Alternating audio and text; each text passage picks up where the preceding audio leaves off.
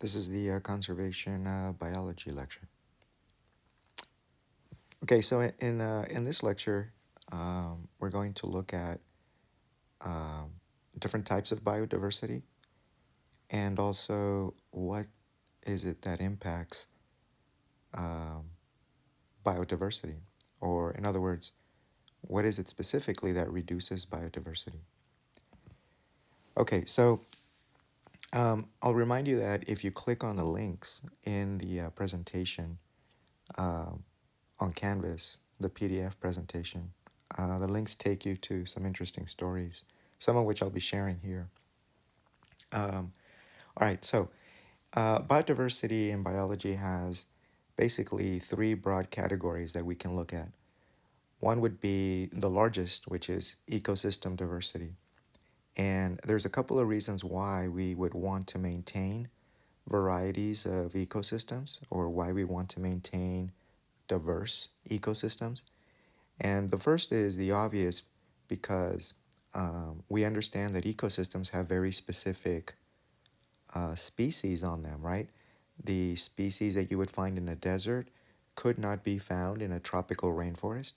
And on the opposite end, the species on a tropical rainforest could not be found in a desert. So by keeping both, you keep greater biodiversity. The second reason why you want to maintain diverse ecosystems is because of the potential usage we can get out of that ecosystem by way of some sort of service we might all benefit from.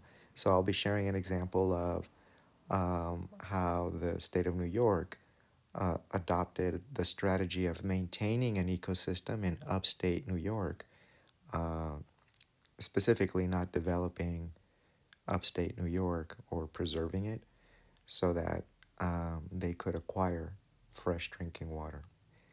Um, the next level of biodiversity that we want to maintain is, of course, the species diversity itself. Let's say that we were in a specific ecosystem, like a tropical rainforest, or a chaparral, like the one that we live in Moreno Valley. We would want to maintain that ecosystem, again, because of all the species within it. We want to maintain those species also um, in the interest of preserving the delicate balance of food webs that are specific to those ecosystems. So, by maintaining specific vegetation, right, we are maintaining the species that feed on them, and therefore every other species that's impacted by that one. So, in lab, we saw examples of food webs and we learned that they are very delicate. If by removing one, you destabilize the food web either by impacting the food source of a predator or by causing the bloom of the prey that used to be eaten by the species we've just removed. Lastly, the third layer of biodiversity we want to maintain is genetic diversity. So I'll be reminding you of the cheetah population and how the current cheetah population is quite large or healthy in numbers, but still all of them descendants of a very small gene pool that survived a bottleneck some 10, 15,000 years ago in our last ice age. So just because the numbers are high of the cheetah population, um, we shouldn't be too confident that we can maintain that cheetah population because it's it's all the product of a very small gene pool. And if one cheetah should be potentially infected, let's say by a virus, a new virus, we are concerned that that same virus will have the same adverse impact on the health and livelihood of other cheetahs, again, because they're all genetically so similar. So, genetic diversity is the third and final, the smallest form of biodiversity that we can strive for. All right, so let's go on to the presentation. So again, when we lose natural ecosystems, we're not only losing the species that are found uniquely in those ecosystems. Slashing and burning tropical rainforests is a disaster, mostly because of the impact to the habitats of all of the species affected by clearing that particular area. So that's an obvious thing, I think, to understand. But the bigger deal is that, or another big deal is that natural ecosystems also provide for us services, such as providing potential food sources.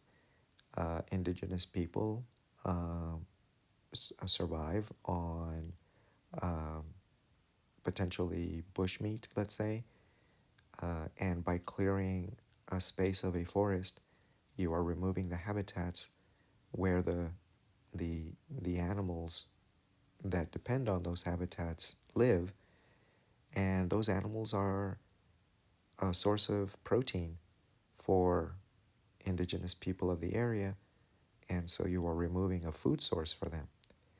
But you could also be removing potential sources that are not food, instead are still essential to us, like water.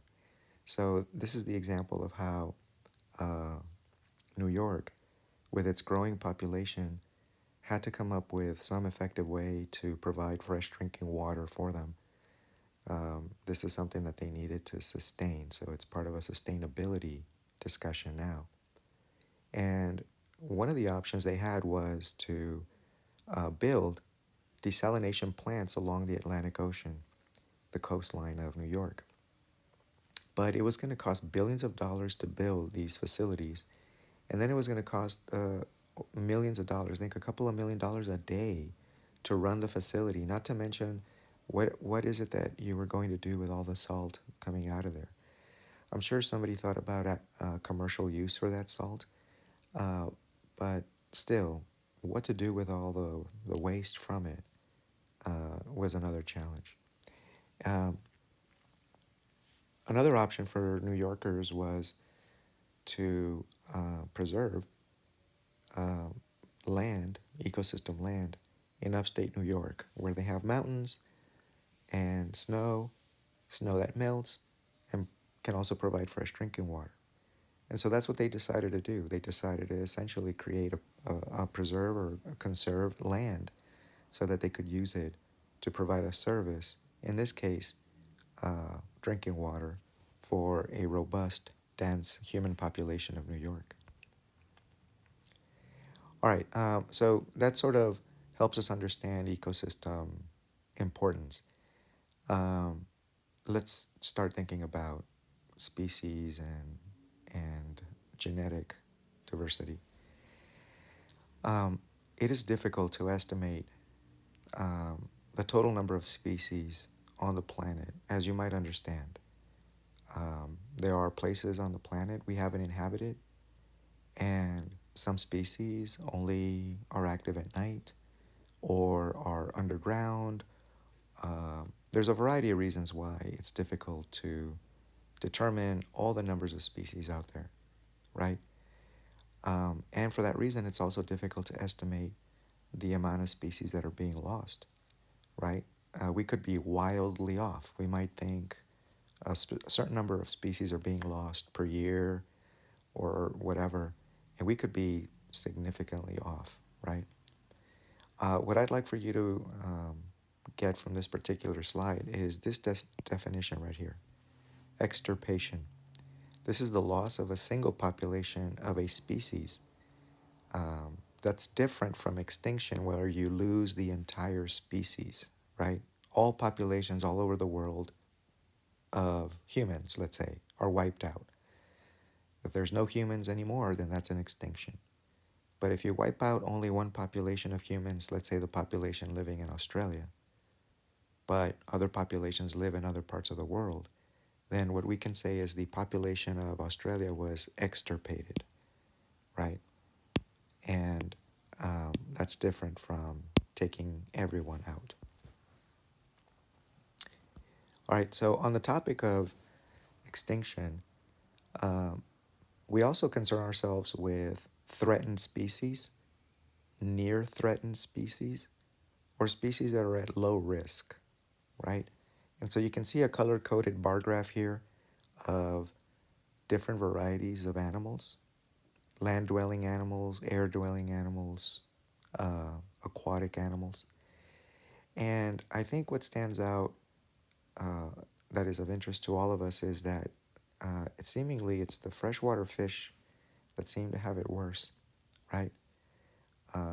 They're the ones that seem to experience the greatest amount of extinction, right? And then I think it's mammals and reptiles.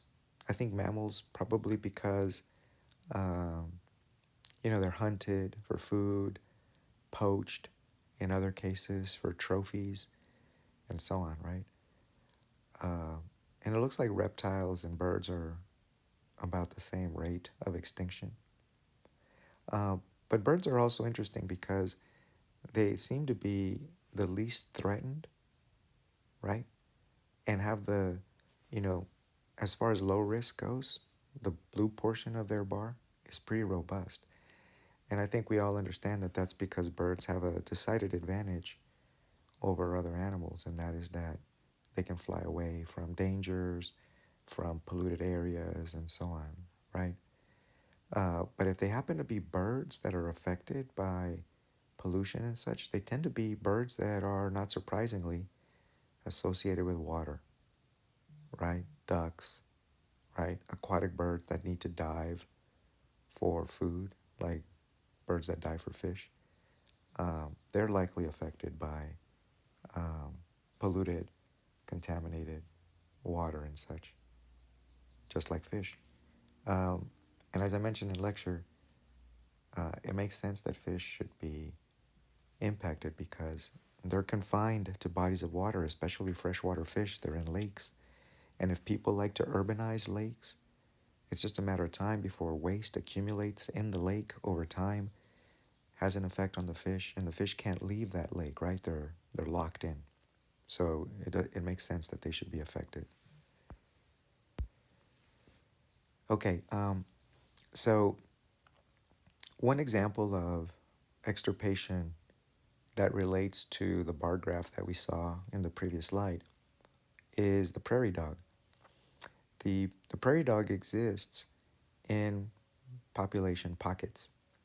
And whenever we urbanize an area where there are prairie dogs, we eliminate the prairie dog from that area. And so we wipe out a population of prairie dogs.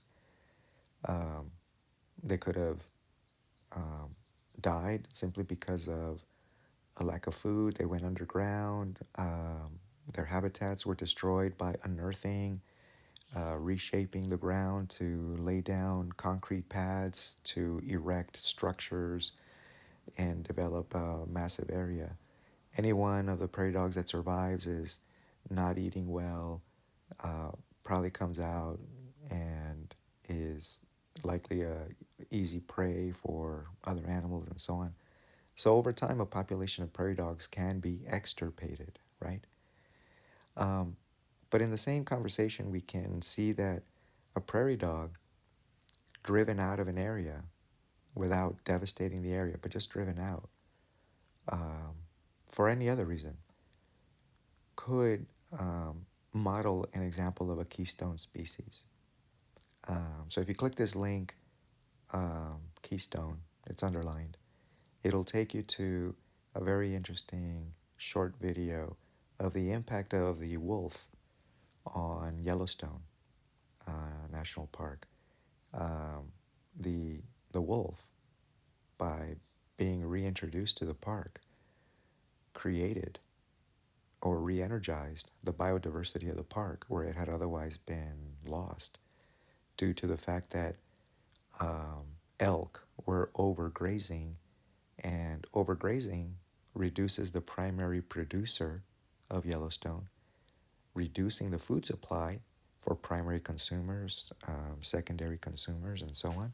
And so biodiversity declined when you removed this top tier predator. So this wolf is an example of a keystone species, a species that is important to maintaining biodiversity. The prairie dog is also an example of that because by creating these dirt mounds here, we know that it exists underground. It creates tunnels. It aerates the soil. It um, softens the soil. When rains come, that water percolates into those tunnel systems, keeps things hydrated, keeps things loose for the advantage of these plants. The roots can now penetrate into softened soil. They can grow better, and they provide food for everything above, including insects and small rodents, and also the prairie dog, which now serve as attractive food for hawks, right? Owls, coyotes. So biodiversity is maintained by the prairie dog, and so the prairie dog is an example of a keystone species. And we can also find the sea star to be an example of a keystone species in intertidal communities or at the beach where it's rocky. You will find a rich array of different species. As the tide recedes, as the tide goes down, it leaves pockets of water where life exists. And whenever there's sea stars, there's a variety of life. There's a lot of biodiversity. The minute the sea star is removed, the biodiversity declines dramatically and instead it's replaced with a lot of mussels. You've seen mussels, they're the dark growing bivalves. They grow in clumps and they begin to essentially take over the entire area and leave no space for anything else to grow. But by having the sea star feeds on the black mussels, and as it feeds on the black mussels, it removes them and allows for more space to be available for other species. All right, so I hope you understand what a keystone species is. It's a very important species to maintaining biodiversity.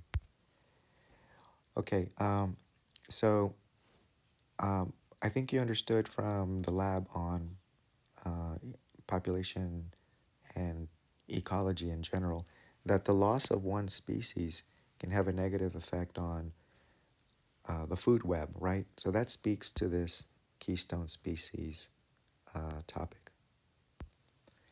All right, so genetic diversity would be the third and final level of biodiversity that we want to maintain. And so remember that again, the example of the cheetah population, uh, extirpating populations, the more populations you extirpate, the more severe the bottleneck effect is. And this is what we think happened to the cheetah population. So many cheetahs died that the few survivors are a product of a bottleneck effect. And so the genetic diversity has declined dramatically. The allele frequencies are now vastly different from what they used to be. And so the cheetah population is, in danger. Is what we would think. But there's other examples. Um, in lecture, I talked about wheat and crops that are the product of inbreeding, and therefore they have a very reduced genetic pool, right? It's almost like we created an artificial bottleneck. We selected the wheat from the wild that we liked, and then we kept inbreeding that same wheat over and over again. So the genetics are very, very reduced. As a result, we have issues with a fungal infection to our wheat. It's a fungus that produces a rust color on wheat, and you're seeing an example of that rust color right there. Some 95% of the wheat that we cultivate around the world is affected by that fungus that causes the rust. However, einkorn wheat is a wheat that we see is resistant to that rust. So we're trying to take the gene responsible for that immunity, and we're trying to give it to our other wheat crops to maintain them. So I think you're seeing an example of the value of GMOs, right? The value of genetic modification to maintain the food supply around the world. I mean, the entire world relies on wheat, cereals, breads, right? All of them produced from um, wheat. Similarly, grains of rice have also been affected by reduced genetic diversity and the pathogens that affect them. So, again, um, examples today exist in our crops where they have reduced genetic variety and they are largely affected by a pathogen. This is the concern we have for the cheetah population. And if you click this link under bioprospecting, you will learn about a banana, the Cavendish banana that we all consume today, or the vast majority of us consume today, that is also affected by a fungal strain that's threatening that banana. And so we have found wild type bananas that have genes for immunity to that fungal infection. And we have successfully created a GMO banana that can survive it. We've done the same with papayas and saved the papaya industry in Hawaii, right? There's a lot of examples of the issues of reducing the genetic variety, whether it happens in nature with the cheetah population or whether it happens because we artificially selected for these particular grains or crops, right? But maintaining genetic diversity is important because these are providing a food service to us, and they're also providing chemotherapies, medical therapies, like in the case of the periwinkle that produces vinblastine, and the neem tree that is known also to produce some medically relevant therapies. Okay, and with that, we can now just focus mostly on species diversity and what is it that reduces it, right? What reduces all kinds of biodiversity, but in particular, species biodiversity? Okay, so up at the top, you'll see a heading. This is the worst threat. This is the second threat. This is the third worst. Here's the fourth and fifth and final threats to biodiversity. And we're going to go through each one, and that heading up at the top is going to stay the entire time so that you can keep track. The first one that we're going to discuss is habitat loss and how that is the worst threat to biodiversity. So, not surprisingly, habitat loss is largely attributed to us. Us humans create spaces for us because our populations are ever growing, as you saw in the previous lecture. And because our populations are growing, we have needs. We have space needs for housing, space needs for creating food, more food, agriculture, and we commercialize. We create spaces for shopping centers, malls, and grocery stores and such, warehouses, right, for logistics. And all of these are going to have massive impacts on the spaces where animals live. These are habitats. So habitat alteration is caused by, again, our needs for agriculture, urban development, forestry, right? Uh, we we extract trees for lumber, for furniture. We mine for precious minerals now that are components in our electronic devices and vehicles as well. And all of this also leads to environmental pollution. Uh, if you click the link on urban development, you'll see an interesting article suggesting that by 2050, 65% of our areas will be largely urbanized or developed. And of course, that's going to have massive implications for ecosystems, right, and habitats. Here's examples of the sort of pollution attributed to our urbanization that ultimately lead to habitat destruction and reduced biodiversity, right? So we have industrious plants that create pollutants in the air, um, pollutants that end up in water, pollutants that uh, we have to bury and hope that nature breaks them down slowly over time. Otherwise, they would be piling up. So we bury them and in the hopes of breaking them down a little faster. A word about smokestacks. Smokestacks are interesting because if they weren't there, I think you could understand that all of this would just be a bunch of smoke in here. But by putting the smokestack up, all it does is it just spreads the smoke, the pollutant, over farther areas, right? So that they're not concentrating immediately down in here. So smokestacks are sort of an illusion, suggesting that, yeah, we're putting the smoke in a place where it's not harming anyone up here. But the reality is that it all comes down at some point, right? Those particles are still an issue. Um, okay, so the second worst threat to biodiversity are invasive species, and I've mentioned that these are my favorite talking points here. So they're the second worst threat to species diversity, second only to habitat destruction. And that is because invasive species can prey on native species.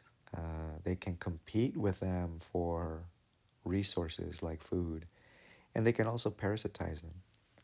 And so the examples that I enjoy talking about are like the brown tree snake of Guam. Guam, I don't know if you know this or not, but it's a cluster of islands. And the brown tree snake likely came from the surrounding Asian uh, countries nearest to Guam.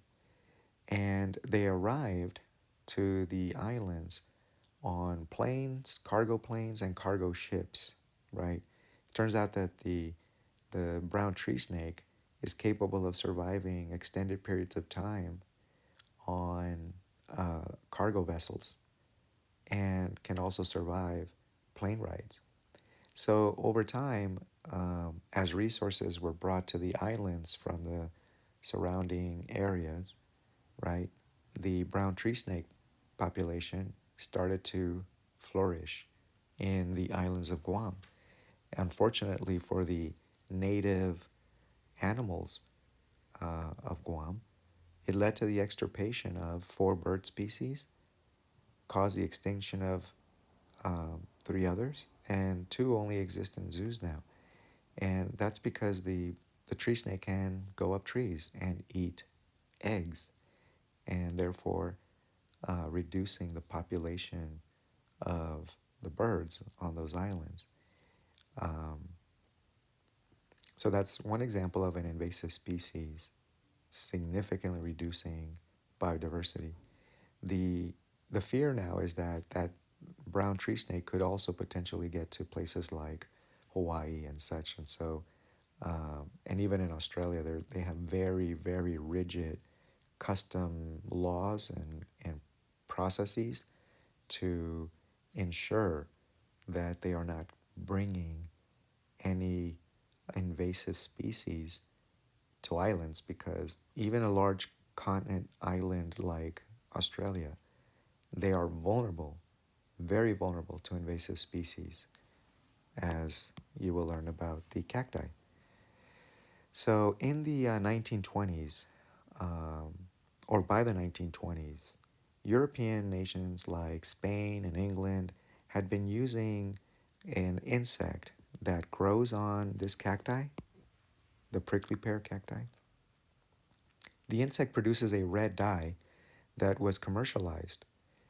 Um, and so these European countries were, had a thriving economy associated with this insect's dye. The insect is called a cochineal insect, and it grows on the cacti. And the female produces the dye to protect itself from birds eating it. The dye doesn't taste good to the birds.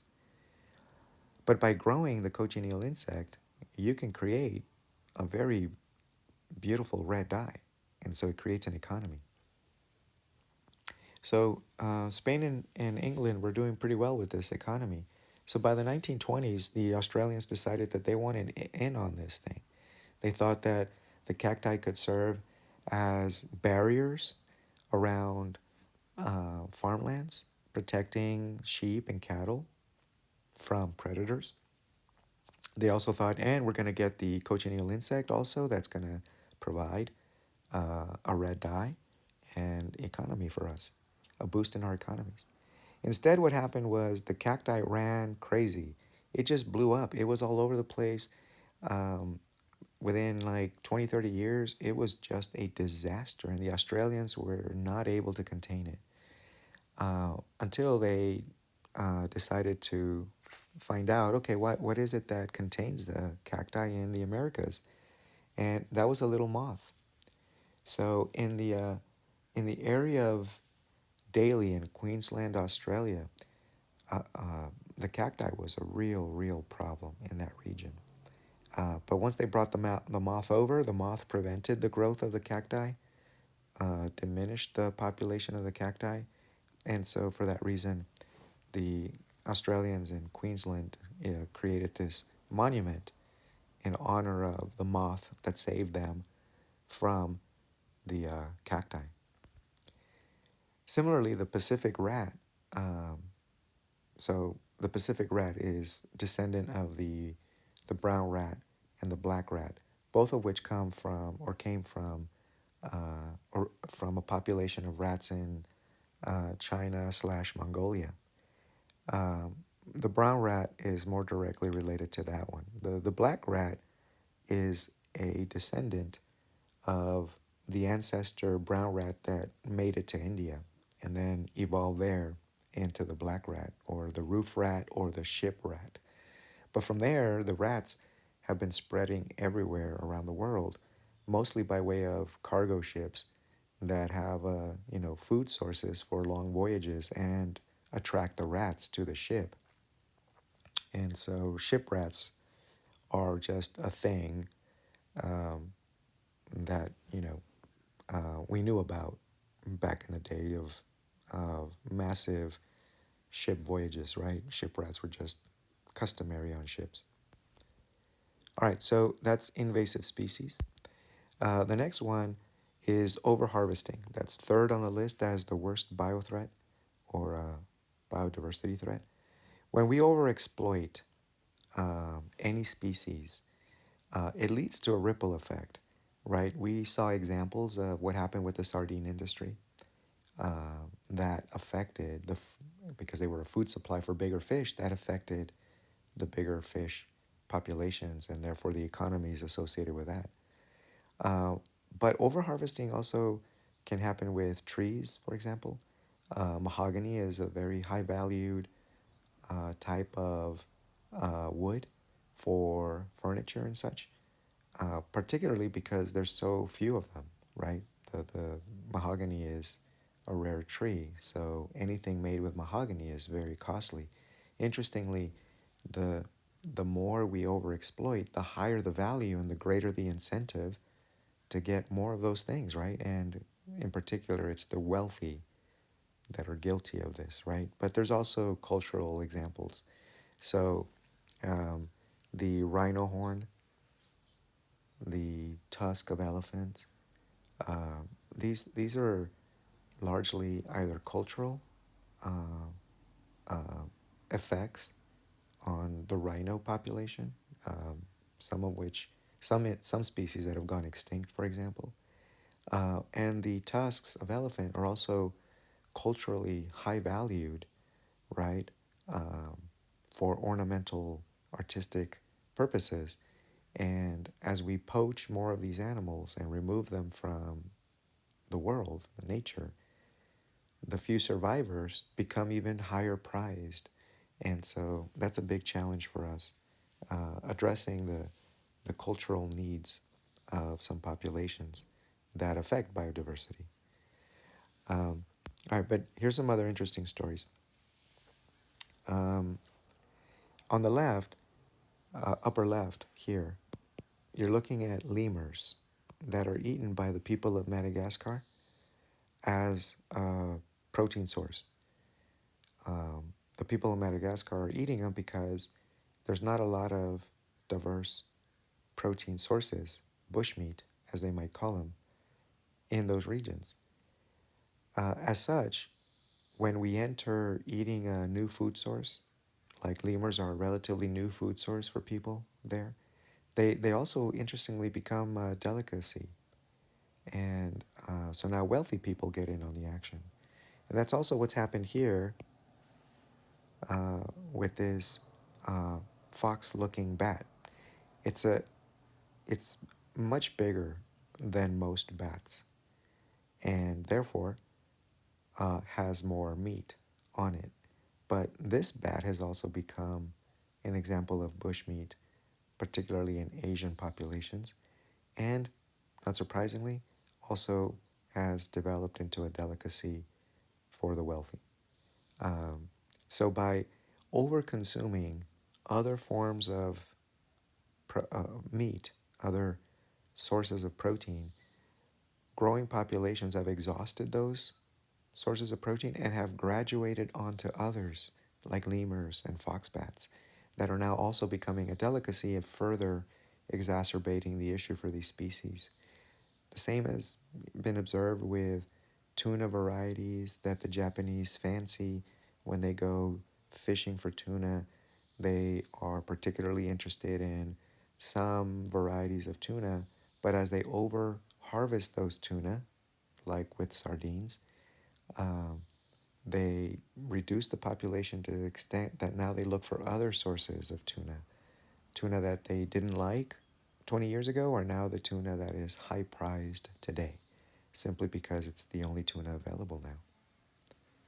All right, that's over harvesting, variety of outcomes there.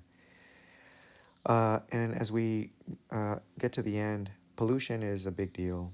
As you might have seen in habitat destruction, pollution is part of that destruction. But pollution we've talked about in the semester when we talked about CFCs, chlorofluorocarbons that are inside of spray cans and propellants, refrigerants, and so on, that were affecting our ozone layer.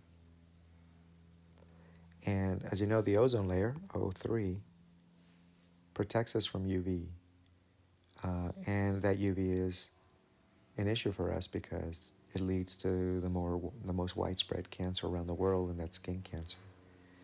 Um, but other forms of pollutant exist as well, like synthetic toxins that get into our waterways or get into the food supply, starting out at the very bottom, the primary producers, like PCBs or like DDT. Um, these are synthetic chemicals that don't degrade easily, and therefore they start moving up the food chain, right? So I'll show you some images of common pollution issues. Here's some birds that are being affected. And remember we said that birds have the ability to fly away? Well, not if they're, dependent on sources of water, right, for food and such. Um, they themselves can be affected by the pollution in that water, um, like you're seeing here in the form of petroleum. This is now biological magnification. This is a synthetic toxin that enters a food supply down at the very bottom by entering maybe the primary producers, and then it exists in very low concentrations there. But over time, as the primary producer is consumed by the primary consumer, and the primary consumer is then eaten by the secondary consumer, followed by a tertiary, followed by a quaternary. See, aquatic ecosystems are very good um, ways to stretch out a food chain. But the point is that the primary producer gets a very small concentration of the toxin, and as the primary consumer eats, the primary producer, the concentration increases. As the secondary consumer eats, concentration increases, and so on and so forth. So that's called biological magnification. And so that toxin is in the highest concentration in the herring, and it's in the lowest concentration down here in the lower levels of the food supply. Similarly, this is how red dyes have concentrated themselves in species that we know, like flamingos and like salmon. The red dye that you see in the flamingo and the salmon was concentrated over time by entering the food supply early. This was not a synthetic chemical. This is a red dye that comes from red algae. Red algae is eaten by um, a very tiny shrimp, and not surprisingly, because the shrimp cannot break down the red dye, the shrimp acquires an orange to red color. And because the shrimp don't break it down, um, the shrimp are eaten by the flamingo, and the flamingo also acquires that same kind of color. The salmon itself is getting it by eating little tiny organisms that are also eating the red algae, not necessarily the shrimp. But biological magnification, my point is, can exist for synthetic chemicals, but it can also exist for organic, naturally occurring uh, pigments in this case. Another example of biological magnification can be seen from mercury that gets into our food supply and ends up in our tuna, and is the primary reason why you shouldn't be eating tuna more than, say, twice a week. You don't want to magnify those mercury uh, elements in your body. Okay, and to wrap this up, global climate change is the final threat to biodiversity. We are seeing changes in weather patterns that pose a risk to biodiversity. And the change in weather patterns is specifically a problem because of how fast it's happening, right? Um, so, in this case, I think maybe I need to um, play this, okay, so that we can see the map a little better. So, when we look at the average temperature here, the average temperature from that time frame around the world, and we compare it to what the average temperature used to be in that time frame around the world, when we compare these two temperatures to each other, we're going to see a difference in the average temperature comparison. And the bigger the difference is in temperature gain, the more you get to this magenta color. And so what we are seeing is that the problem seems to be at high latitudes and high elevation. So wherever there's, as you move to the northern poles, to higher latitudes, these differences become greater, showing that it's getting warmer in those areas.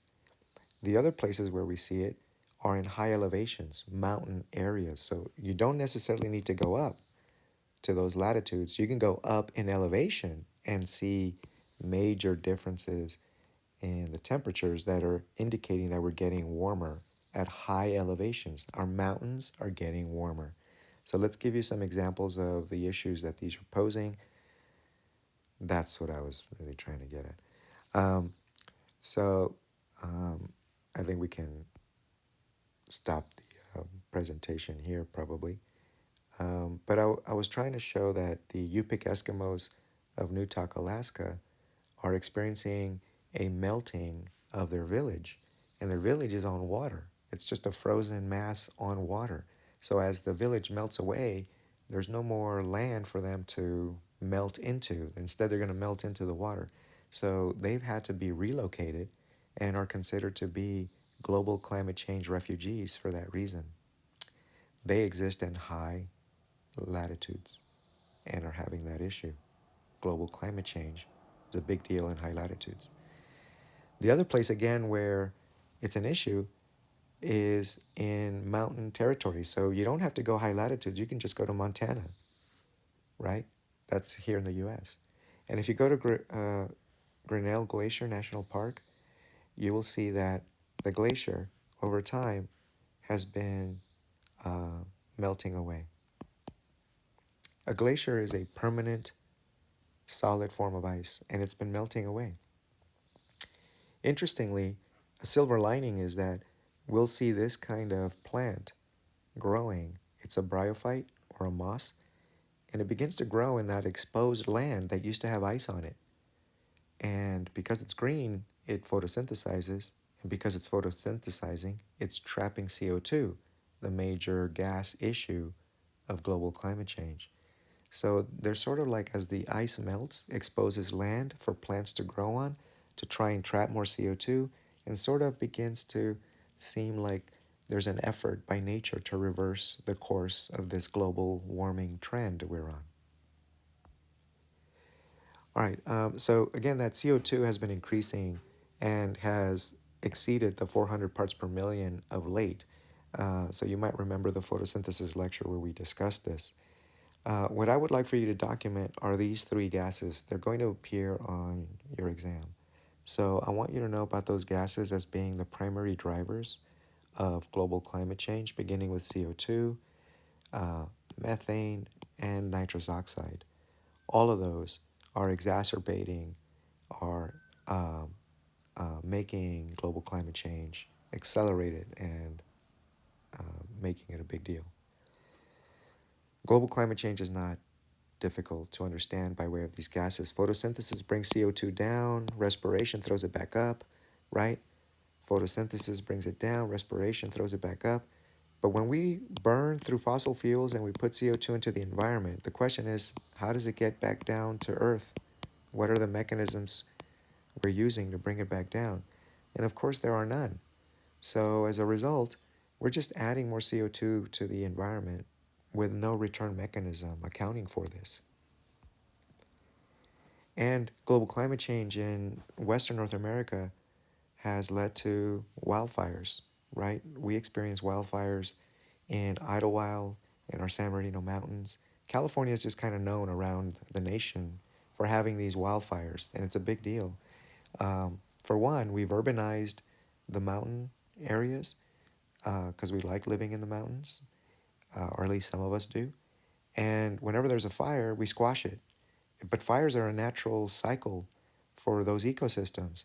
They remove uh, the dead leaf litter and the dying trees that are weak, and the fires help recycle nutrients into the soil, and also they help prepare seeds for germination. Some pine trees require these fires for preparing their seeds to germinate and grow new trees. So it's a natural cycle, but when we stop it, we prevent all of that from happening. And as a result, we get even more trees that should have been eliminated. We get more pine needles and pine cones. And whenever there is a fire, it roars. It's way more intense than it should have been. And that's a problem, of course. And do you see all the CO2 now that's also being added to the planet?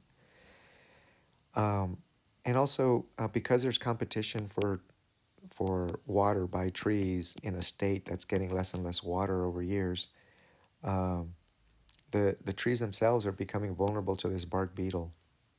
The bark beetle makes those holes, deposits her babies in there for protection deep inside the tree, and accidentally deposits also fungus into that hole, and that fungus then spreads through the tree and kills the tree. So the beetle doesn't kill it directly. It's like a mosquito that kills us by indirectly giving us a pathogen, right? Same thing with the beetle and the pine tree.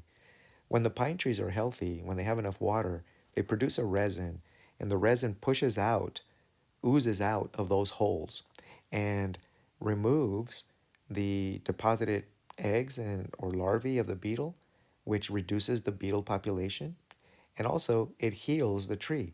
But when the tree is competing for precious water with many other trees that should have been removed through natural processes, the trees are now not protecting themselves and they end up dying because of the fungal infection, and the beetle population blows up and it affects other trees.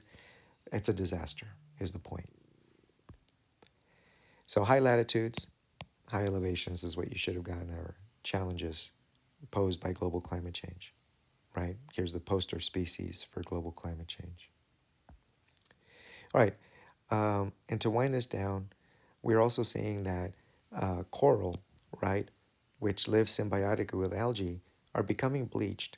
And this is because the algae is dying, and the algae produces food for coral, and the coral produces shelter for the algae. As the temperatures in the waters change, as the waters become more acidic, the coral and the algae are experiencing uh, bleaching or the death of the algae. And also, as a result of the increased temperatures, birds and frogs have started to reproduce earlier in the year to ensure that there's food available to their offspring. Because if they reproduce later in the year, the food supply is reduced because others are consuming it and their babies aren't getting enough food, so their babies don't grow well. Some might perish. As a result, the genes that led to reproducing later in the year are being eliminated from the population. So imagine that a population of birds or frogs have individuals that reproduce early, let's say E for early, and they reproduce late, L for late. And then there's all kinds of variation in between. And what we are seeing is that those that reproduce here don't do so well. Those that reproduce here do much better. They're getting more food.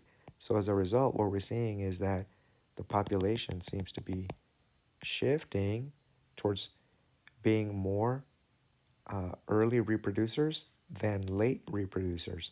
So this would be an example of directional selection because you are favoring one extreme over the other, right?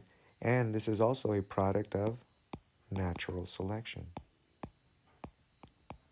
Nature is selecting who survives better.